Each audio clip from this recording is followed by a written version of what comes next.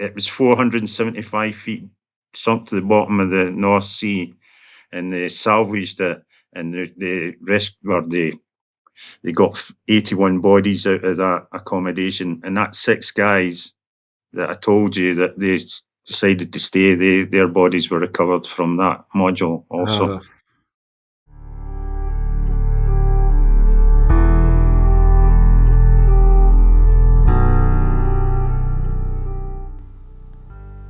Hey everybody, welcome to Chuck Yates Needs a Job, the podcast. Today is simply an amazing episode. Literally one of the most harrowing stories I've ever heard, oil field or otherwise. My guest is Joe Meanen. Joe Meanen was out on the Piper Alpha platform in the North Sea on July 6, 1988. And I'm so honored that he would come on the podcast today and share that story with you. This is a story you're not going to want to miss. So, Joe, before we talk about July 6th, why don't you tell me a little bit about your background? What were you doing? How'd you get out to the middle of the North Sea? Yeah. I first went offshore in 1982 and worked on a number of different platforms for different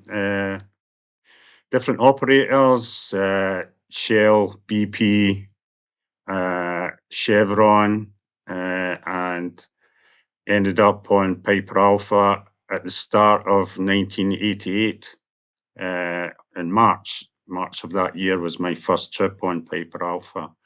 So I had about six years or so experience offshore with different operators and how they worked their systems, pretty much the same, but some were more safety conscious than other ones. Yeah. No, and so what were you doing? What was your job out in kind of platform world? Yeah, my job. I had a number of jobs when I left school, but I went up to the Shetland Islands, which is north of the mainland of Scotland, when we were building an oil terminal up there. And I learned, I was a scaffolder there. And Gotcha. yeah.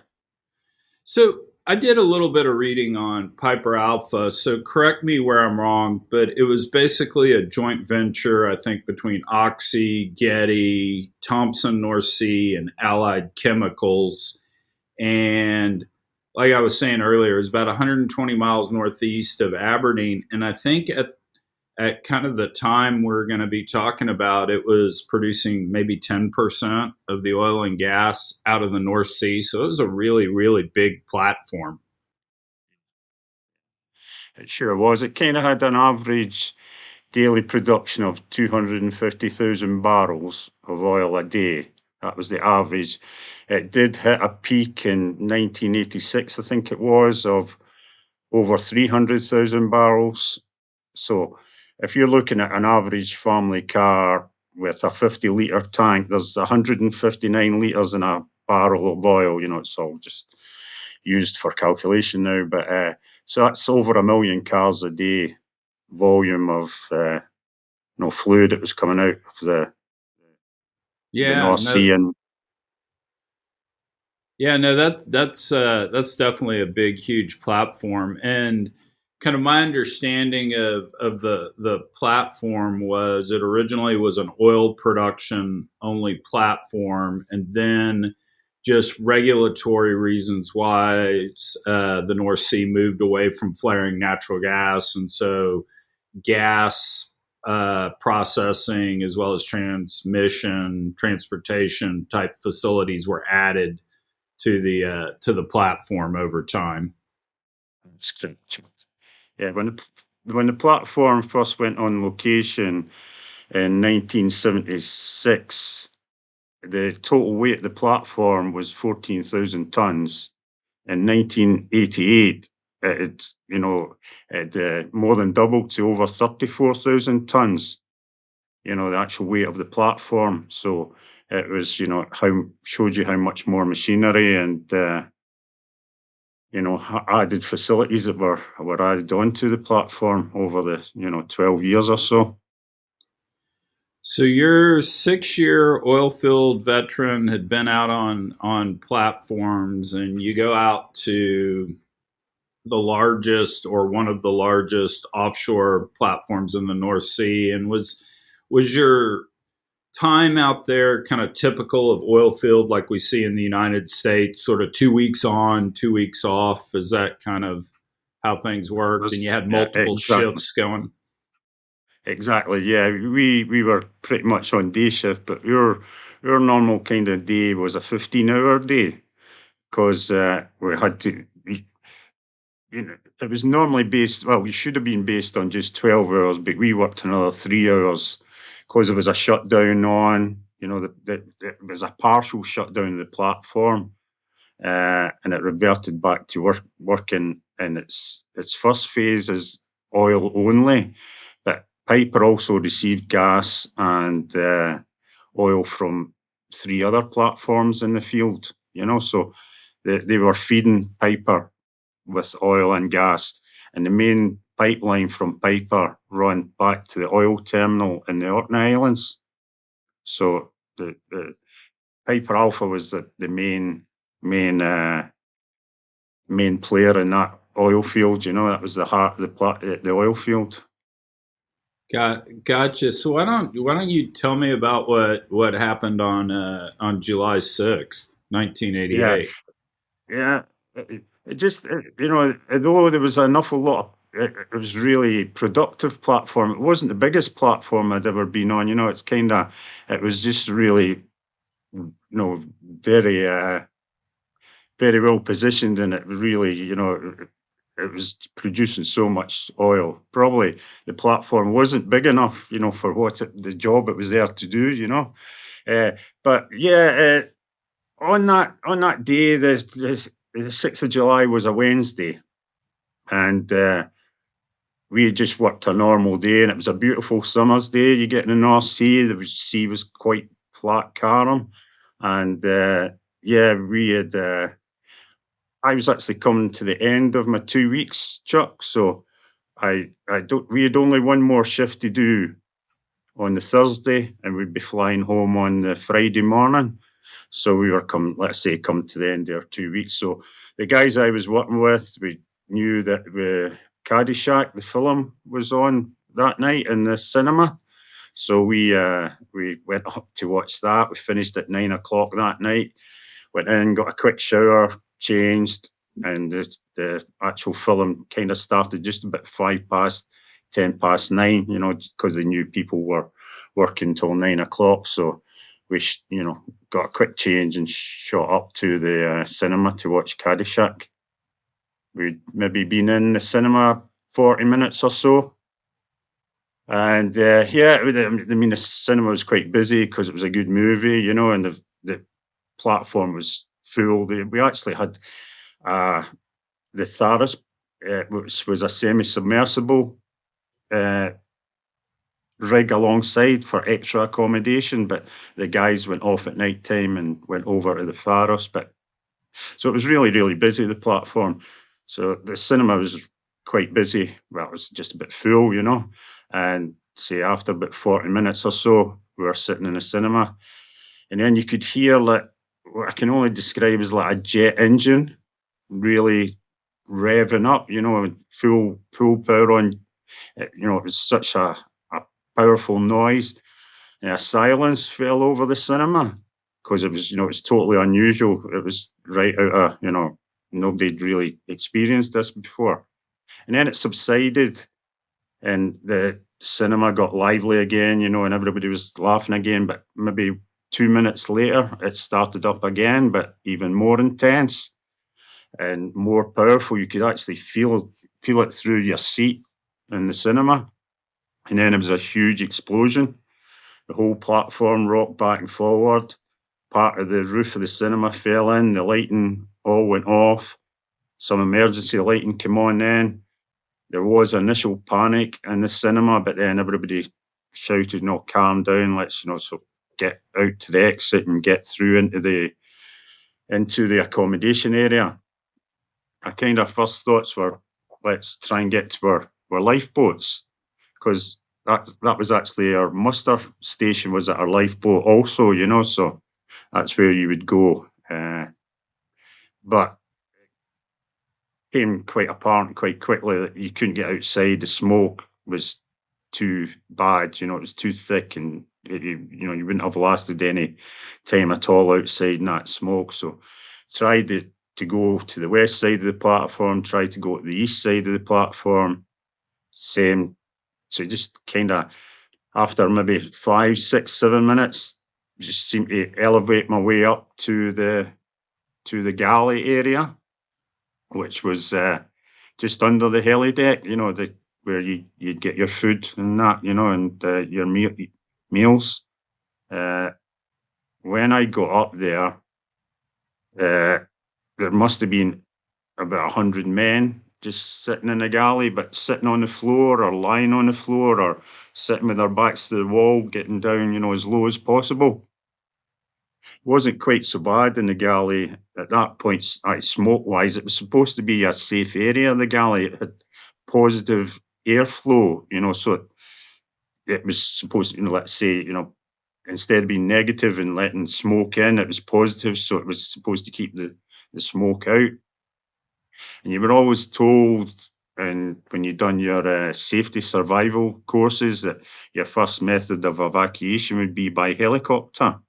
So it just seemed to be everybody was up there. But when I got into the galley, there was a silence in the galley. Nobody was speaking at all, and the emergency lighting was still on at that point.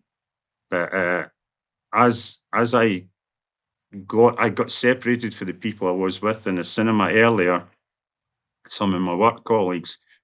And just as I got into the cinema, which was double doors you open to get into the galley, a guy came in behind me and shouted, "Is there anybody here from Bodens?"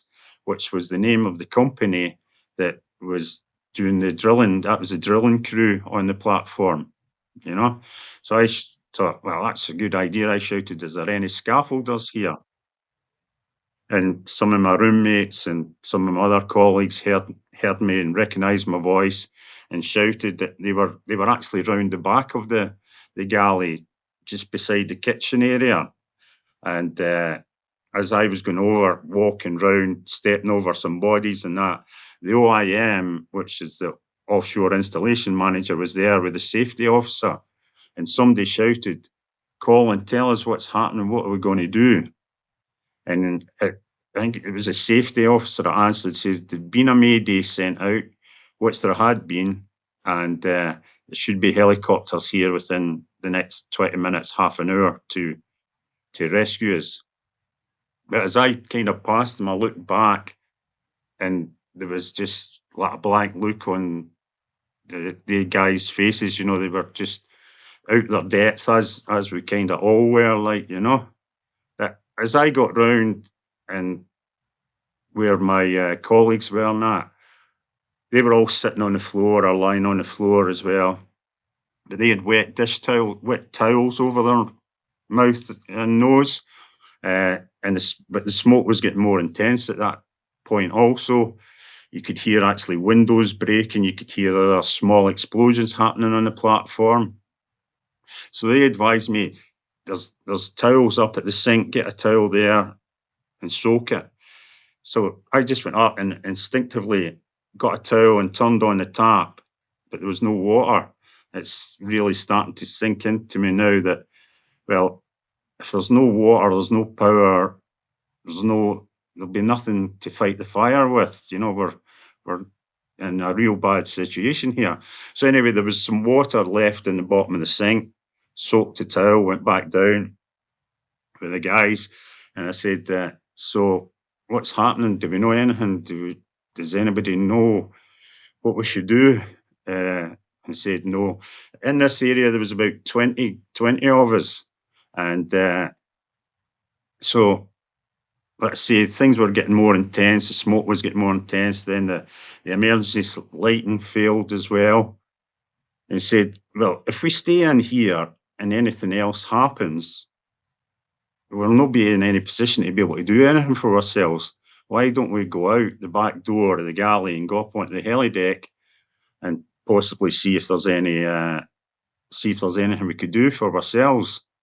So we were sitting there and just looking at each other, we chat, and yeah, okay, let's go. So 12 of us, 12 or 14 of us left. And just as we were leaving, well, I was last to leave, there was 6 guys who were working for a communication company, fixing, the radio systems and the satellite dishes on the platform and stuff like that. And we'd done a bit of work for them, so we knew who they were. And I says to the guys, I says, "You guys not coming?" And they looked at each other, 6 of them, and they just said, "No, we're just going to stay. We've been told to stay." So I says, "Okay, well, good luck to you guys." So when we got outside and up onto the heli deck, that's when we first realised how bad the situation really was, And so we went along, and there was a radio room, like a converted container. It was an office for the helideck landing crew, plus the radio room was in there. We climbed up on top of that because that was the highest point we could get to in that area to try and get ourselves out the smoke. And we were lying there, and you could actually see the smoke coming across in layers. It was like big waves of smoke coming across. So when there was a break in the smoke, we were all standing up and trying to catch some fresh air. Also at that time as well, Chuck, the Tharos, which was alongside, as a support vessel, it was supposed to be a firefighting vessel also, but it had a water cannon on top of one of the crane booms, right at the top. And up till this point, that was the only water cannon that had been trained on Piper, and that was just fanning back and forward. So it was actually catching us, and it was a great relief to us actually, because believe it or not, I had a great head of hair back in that days 34 years ago, and so it soaked all our hair, soaked our clothes.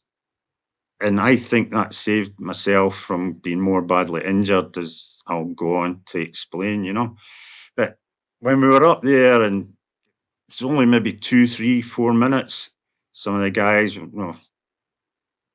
some sincere things what I say to each other and that, And but then somebody suggested maybe the Tharos could move closer.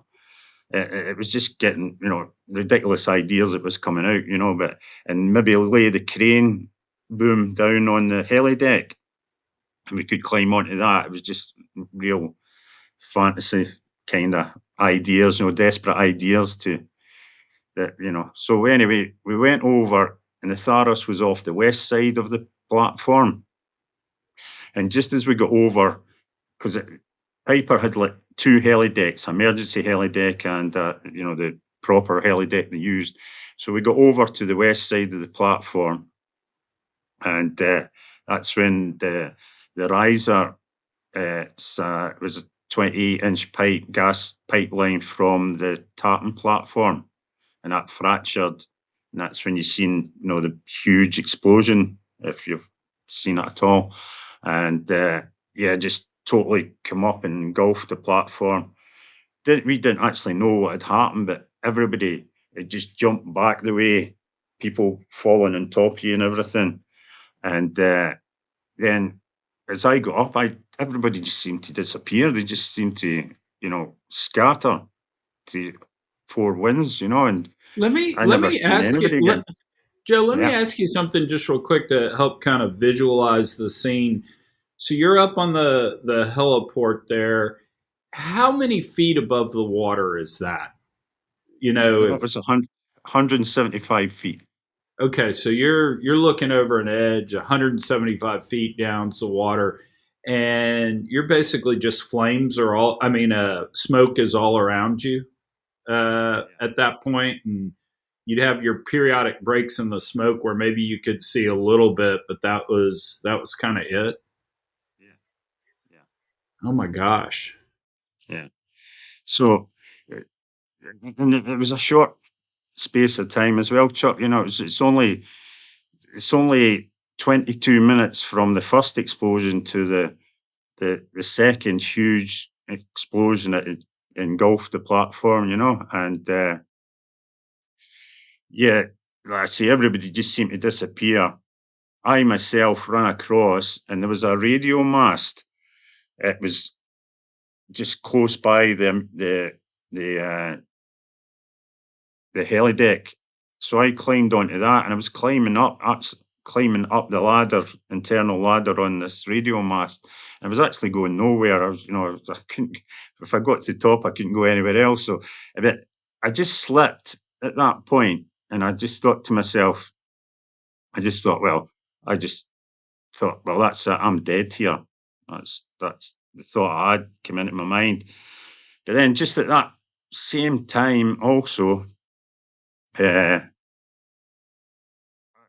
something just took over what I was doing. So I came down the radio mast, which took you down to the level below the helideck, run along to the access stairs that took you up onto the helideck, if you were leaving the platform or arriving on the platform, run across to the north side of the platform. The huge explosion had actually cleared all the smoke, that used up all the oxygen, so the smoke had all disappeared. Had a look over, could see the water because the explosion had cleared all the smoke away. Took my life vest off, threw it over the side, and although I knew exactly what I was doing, it was as if it was an outer body experience. It was as if somebody else was making me do what I was doing. And then I took a few steps back and I had a run because I knew I had to maybe clear the platform to get as far away because there was overhanging things down below the helideck. So I took a run. There's safety netting around the helideck, so it supports on that, and I threw myself off as much as I could. And that's kind of when I came back to myself, Chuck, and the first thing that came into my head, I don't know if you want to cut this out or whatever, but the first thing that came back into my head was, what the fuck have I done? And then not another thought came into my head till I hit the water, which was roughly, it's between 6 and 7 seconds it took to Oh cover my that distance. gosh. Yeah. Oh my So gosh. So, I mean, you're jumping what, like 150 feet? Is that that was 175 feet. Yeah. okay? Wow. Oh my gosh, 6 to 7 seconds. Yeah. It was roughly about that. And like I say, not another thought come into my head. I never seen a light or anything like that, a tunnel or anything. But I knew when I hit the water, and I went down quite deep. I don't know how deep it was, but it took me another 2 seconds, 3 seconds to get back to the surface, But I had a reference because I remember seeing the light from the explosion or the fire, so that gave me a reference to get back to the surface. So when I got back to the surface, I had a huge big gulp of air, and there was a lot of debris in the water, but floating next to me in the water was a life jacket. And, it could only have been the life jacket I threw in front of me, I would have thought. It was actually all the lifeboats were stationed at the north end of the platform, and one of them had got blown off in the explosion. And part of the roof of this lifeboat was floating in the water next to me as well. So I managed to wedge my arm into that and put my other arm through my life jacket. And like I said, it was a beautiful summer's night, 6th of July. You often got days like that, it was flat calm. And the way the sea was running that night was from south to north. So it was actually taking me away from the platform, if that makes sense, you know what I mean? The way the sea was running. So I was, that was in my favour. Managed to get, I don't know, 20, 30 yards away, whatever. And then I seen the rest of this lifeboat floating in the water. So I disregarded the stuff I had, swam over to the lifeboat, managed to climb up into the lifeboat. Part of the roof was missing. I just kind of sat on the edge of the lifeboat and I was looking back at the platform, just trying to take in what I was seeing. and I just couldn't believe what I was watching, And that's actually when I looked down at my arms because I only had a short sleeve t-shirt on that night, similar to this, and I had these huge blisters on my arms, and I couldn't quite understand how I'd managed to get these blisters. You know what I mean? It's just I just couldn't figure it out. I wasn't in any contact with flame or anything. I don't know how did that happen. But also, everything was happening so quickly. There was a fast rescue craft, one of these Z crafts, that uh, in the water. It was launched from one of the supply boats that was close by, and they came over to the lifeboat and they put me into the lifeboat, into their fast rescue craft. Sorry, got me out of the lifeboat, put me into the fast rescue craft, lay me along the side of it. And that's actually when my injuries started taking effect on me, Chuck, So from then, for the next maybe hour or so, I just mind being in and out of consciousness a few times. Eventually, they took me to the Tharos, which had some hospital facilities on it also, some medical and some doctors and medics there. I remember them winching me up on the crane because the spotlights on the crane were shining down on us. I lifted me up on a stretcher, got me into the hospital or the medical facilities on the Tharos, and that was doctors had arrived out from Aberdeen by that point, and I just remember one of the doctors saying, "Well, he needs a shot of morphine." So I got a shot of morphine in my backside, and then I could just feel it spreading across my body, and I was kind of okay after that. Wow. So what's the temperature of the North Sea there? You make this harrowing jump, which I never could have done. I'm scared to death of heights. You make this harrowing jump, but you don't have. It's not like the Gulf Coast where you could float around for a few days. It's cold, isn't it, in the North Sea? Yeah, yeah, maybe what 11, 12 degrees centigrade. I don't know what's that, 40, 50 Fahrenheit, something like that.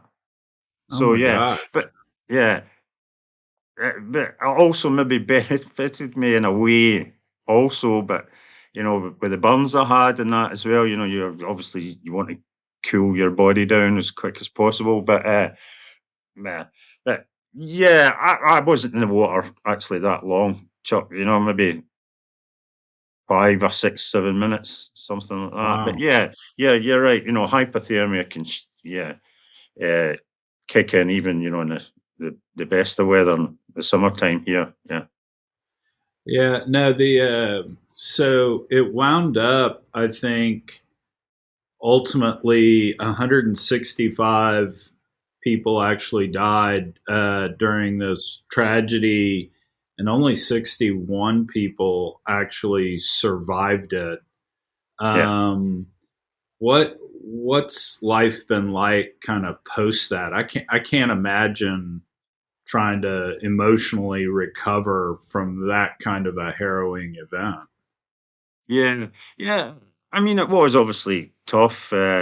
We did get help, from psychologists and stuff like that. Yeah, there was a support team. I'd uh, I spent 6 weeks in the hospital with various operations for skin grafts and such like. But let's say there was people there, a professor, David Alexander, who was quite well known to do with psychology and psychiatric stuff and that. And he was a great help. He set up a team of like social workers that would, you know, specialising in trauma and that. Although 34 years ago, post-traumatic stress wasn't really, it was just in its infancy. Maybe then, it was just starting to get realised, how people can suffer with post-traumatic stress disorder. But I was very fortunate, Chuck, that I had really my first Christmas. in 1988 at home, I just let it all go. I was just cried for what seemed for ages. It was maybe an hour or something, but I just really got it all out because all I could think about was, and a few of my friends obviously died there as well. Just about their families, on Christmas Day, and that would be the first Christmas without them, and yeah, it was quite tough, but I really kind of got it out of my system. And then I just kind of maybe actually had a wee looked in the mirror and had a talk to myself, and I says, well, if you, if I, well, what I said was, if I hadn't survived myself, and one of my friends or some of my friends had survived, I would have been wanting them to make the best of a second chance at life that they've had, So, let's put this behind us and just try and get on with your life as best you can, So that was a Yeah. face to face talk in the mirror I had to myself. Yeah. No, I mean, one of our big issues that we've come to learn, about men is our pressure point is the ability to fix something. When we can't fix things, that's kind of what breaks us down. And I think the other thing we've learned over the last, call it 20, 25 years is that internal feelings ultimately manifest themselves in one way, shape, or form as shame, Yeah. embarrassment, and the like. And the only way to get through that shame, unfortunately, is to talk about it. And as men, we just don't do that. I mean, you go get a beer with a buddy, but at the same time, being able to break down and share is just not kind of our core competency. And so, kind of kudos to you for actually breaking down and being willing to share that, because that is unfortunately the only way we get through events Yeah. like Yeah. this. Absolutely. Yeah. There was two suicides, Chuck, from two survivors committed suicide because of the stress of what happened to them. Survivor's guilt, that was mentioned, post-traumatic stress disorder, and they just couldn't deal with what they'd come through, and some of the friends they've lost and stuff like that, and yeah, it was just too much for them. Took their own Yeah. lives. Yeah. No, so what are the tell me about one of 61. What is the group? What are you doing with that? Yeah, well, I do some talks regarding, and what I would call it is I introduce myself as a safety impact speaker and tell people about what I've went through and about how it's affected my life, how I've lived with it, and just to get the message across, that it can happen to anybody, anytime. Not necessarily working. It could happen even in your own home, stuff. It's yeah, and just getting it's mostly oil companies and such like that I have done these presentations for, but yeah, it's just getting that message over that yeah, it can happen to anybody at any time, and Yeah, can it's be one of the things I learned kind of reading about this coming up is one of the issues, and I'll get this wrong, so correct me, was just literally there was a pump, a safety valve that was not supposed to be used, and the communication from one shift to the other just didn't pick that up, and that was kind of part of it. yeah, it was correct. Yeah, yeah, yeah, yeah. There was two condensate pumps, and condensate is a gas that they take out the oil and then it gets cleaned up and it was injected back into the oil to transport it back to the oil terminal. And yeah, one pump had been isolated. The work hadn't started on that, but on the same gas line, they took a safety valve off as well. It was two separate permits issued, but they were never cross-referenced with each other. So when pump B tripped that night, they found the permit for the pump A realised that the work hadn't started on the actual electric pump. So they started that up, but with the safety valve being taken out, it was a blank flange. It was just on the open pipe work to save any loose impediments getting into the pipe work. And it was only hand tightened, so that's where the gas escaped from. That was the noise we were hearing in the cinema. So, because let's say the permits weren't cross-referenced, they only found the permit for the pump. Very, very, poor communication, like you said, and transfers between the day shift and the night shift operators. Yeah, no, I mean, I think that's one of the things that, we're having a lot of discussion today about energy transition, and solar and wind folks are fighting with oil and gas folks, and all of this type of stuff. And I do think what's lost potentially in part of this discussion is, oil and gas is a really, really tough business. Safety really matters, and there's a lot of humanity to it that we need to be at least appreciative of for our lights to come on, to be able to get in the car and drive down the road and go to the street. And so it's amazing when you deal with a lot of pressure. It's just very dangerous stuff. That's for sure. Yeah. That was seemed to be back in the day, 34 years ago, that it was just get the oil out the ground as quick as they could. That was it's quite amazing that one of the facts I found out later on is that Occidental had taken revenue of $22 billion or something from 1976 through to 1988. That's the revenue they'd got out of Piper Alpha alone. And yeah, there was a deluge system on all the platforms have got deluge systems, Chuck, but it was actually Lloyd's of London done an audit on it, and it was actually condemned.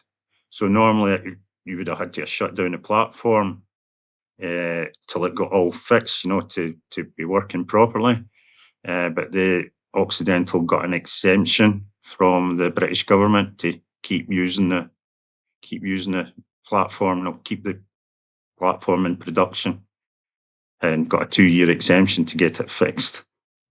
So another thing I read too is that the original design of the platform, because it was oil producing only, they separated, in effect, where people would sleep and the oil operations with as much as you can out on a limited space platform.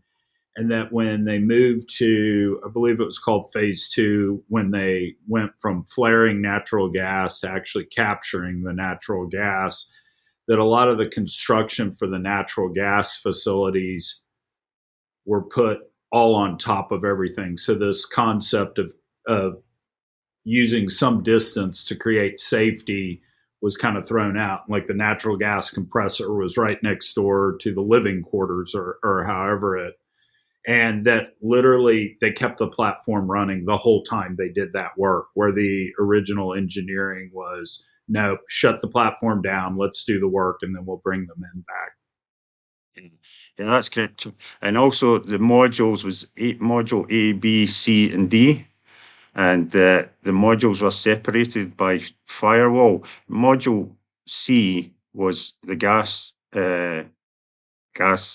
conversion module, and it should really have had blast walls in it, not firewalls, but because the firewalls, it was you could put your finger actually through the firewalls. They were just crumbling to bits. Actually, it was just useless. And what happened from the first explosion in Module C, there was debris, missiles that came from the first explosion that fractured crude oil pipes in Module A. it was powerful enough. It sent debris and metalwork through and fractured oil pipes in Module A, and that's what fed the fire at the start of it. Is also, so it was just a waste of time, really, having firewalls. Should have been blast walls. Yeah. Yeah. Well, Joe, I really appreciate you coming on and sharing this story with us, because this is a story that should not be forgotten. And I'll even go on record that I think every oil and gas executive needs to read about this story at least once or twice in their career, because safety does matter. Yeah, I must say, earlier this year, I've been down to London 3 times for BP executives, and some of the guys that were there were across from the Gulf of Mexico and that as well, and these were the top executives, in charge of the whole oil fields and that, and I thought that was a great thing that they had done. It's all come from the top. The new chairman of BP, and they had me down 3 times to speak to different groups, and uh, as far as I can see from the feedback I got, it was very well received, So if it makes a difference, that helps me a lot as well. I got a lot of good feedback, and it was really, it made it all worthwhile doing these talks, presentations. It was a great thing. So, Joe, these safety talks sound great. Is it something you do? Could people reach out, get in touch with you for these safety talks? Because if I ran an oil and gas company, I'd make sure every one of my people heard you speak. Yeah, Chuck, well, most of my work's come through LinkedIn, so if anybody wants to get in contact with me, it's Joe Meanen, or mostly through LinkedIn, and it's got my details, my email address and phone number and such like. If anybody would like to message me, I'm quite happy to engage with them. That's great. Well, again, Joe, I appreciate you coming on. This was an amazing story, and I'm sitting here still kind of breaking out in cold sweat and shaking a bit. So I'm glad you're still here. Oh, absolutely, yeah. Great, great. And maybe hopefully one day we'll meet up face to face, and Bill as well.